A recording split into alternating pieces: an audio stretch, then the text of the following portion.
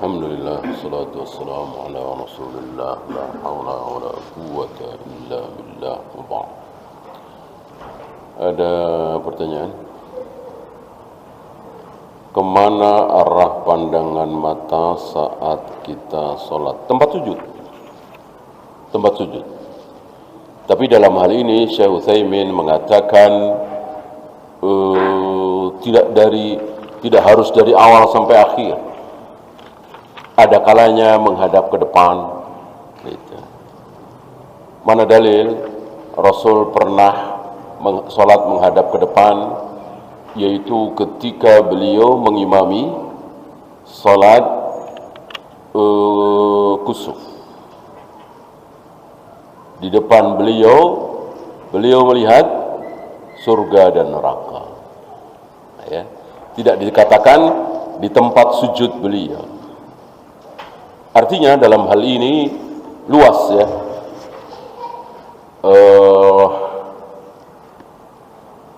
Ada kalanya pandangan kita tidak ke arah tempat sujud. Ada contoh lain, kambing. Saat Nabi salat dan ditancapkan tongkat sebagai sutra, lalu ada kambing yang melewati antara beliau dengan sutroh tersebut. Maka beliau mendekati sutroh itu. Ini pun dijadikan dalil oleh beliau, Syekh Utsaimin, bahwa tidak 100% melihat tempat sujud itu. Pada dasarnya seperti itu. Apa hukum adopsi anak? Ada yang melarang, katanya ada yang membolehkan. Siapa yang membolehkan? Ya.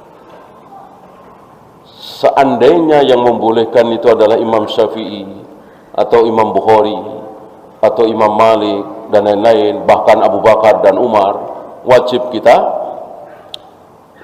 tolak. Karena Nabi sendiri dilarang. Insyaallah tidak tersembunyi bagi antum bagaimana Nabi mengadopsi Zaid bin Harithah. Sempat namanya dirubah menjadi Zaid bin Muhammad. Ditegur kan? Maka Muhammadun aba ahadim mir rijalikum. Muhammad itu bukan ayah dari seorang laki-laki dari kalian. Nabi faham maksud ayat ini, melarang beliau mengangkat anak atau adopsi. Maka dikembalikan namanya menjadi Zaid bin Harithah. Bahkan di kemudian hari Nabi mengatakan min akdzabil firah, di antara sebesar-besar dusta, kebohongan yang paling besar ada 3. Salah satunya mengaku anak kepada yang bukan anaknya, mengaku ayah kepada yang bukan ayahnya. Ini dosa besar. Oleh karena itu, jika antum misalnya tidak punya anak, lalu mengasuh anak tetangga atau anak siapa, nggak masalah. Tapi anak itu jangan dibohongi. Anak itu jangan dibohongi. Dari kecil biasakan manggil paman atau bibi atau tante. Jangan ayah ibu.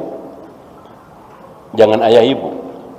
Nanti usia TK, kelas 1 SD mungkin nanya, kok orang-orang manggilnya ayah, ibu, papa, mama, abi, umi, kok saya manggilnya tante? Jawab dengan jujur. Karena kamu bukan anak kita berdua. Kamu anak si fulan, harus jujur. Nah, ketika anak kecil dijawab seperti itu, ya namanya anak TK ya, nggak ada perasaan sakit hati. Kalau toh sedih nangis ya sudah, habis itu lari-lari lagi, namanya bocah. Coba kalau dia tahu sudah 20 tahun, dia tahu sudah 25 tahun, dikasih tahu oleh orang lain, marah biasanya. Orang dibohongi kan marah, stres. Dan itu banyak terjadi. Nah, tidak mengikuti sunnah. Secara sunnah jangan dibohongi. Ya. Apalagi kelihatan ibunya, ayahnya jelas di depan mata atau tetangga atau saudara. Jangan ditutup-tutupi. Ya. Jika di grup WA ada yang memposting satu ajaran yang bukan sunnah Nabi, bagaimana sikap kita? Ya sudah, kita bisa apa? Mereka anggota-anggota itu sikoh dengan kita apa tidak? Kalau sikoh ya kita kasih tahu. Kalau nggak sikoh, ya satu level misalnya, sama-sama dulu temen di SMA misalnya atau kuliah, yang masing-masing kan punya keyakinan masing-masing, punya ustadz masing-masing. Ya kita ngomong malah jadi rame, nggak digubris, sudah nggak usah dibaca. Kecuali mereka nanya, ya seperti dalam kehidupan sehari ya. Berapa kali kita mendengar ucapan tetangga kita, saudara kita yang keluar dari sunnah? Apa setiap kali itu pula kita teriak-teriak?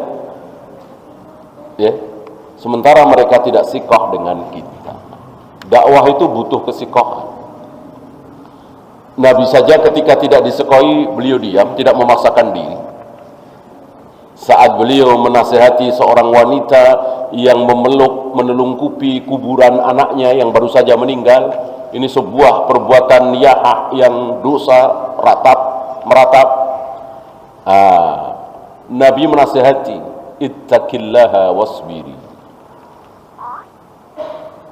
Wahai ibu, bertakwalah kepada Allah, bersabarlah. Diusir Nabi. Nabi diusir. Fa innaka lam tusab bi musibati, kata wanita itu. Ilaika anni. Pergi engkau dariku. Engkau tidak merasakan musibah yang menimpaku. Diusir Nabi. Tidak tahu kalau itu Nabi sallallahu alaihi wasallam. Ya sudah, Nabi pergi. Orang dia enggak sikap sama Nabi, ya. Nabi enggak memaksakan diri. Sahkah kita sholat dilewati wanita dewasa tapi di sebelah atau di belakang? Ya, yang tidak sah, yang batal sholat kita itu dilewati oleh 3 hal itu, ya di depan. Di depannya di pas tempat sujud. Kalau di depannya itu 3 meter, 4 meter ya nggak masalah. Wanita yang sudah haid, apa lagi? Anjing hitam, satu lagi keledai. 3 hal ini bisa memutus sholat kita. Ya, kita siapa? Ya semuanya, laki dan perempuan.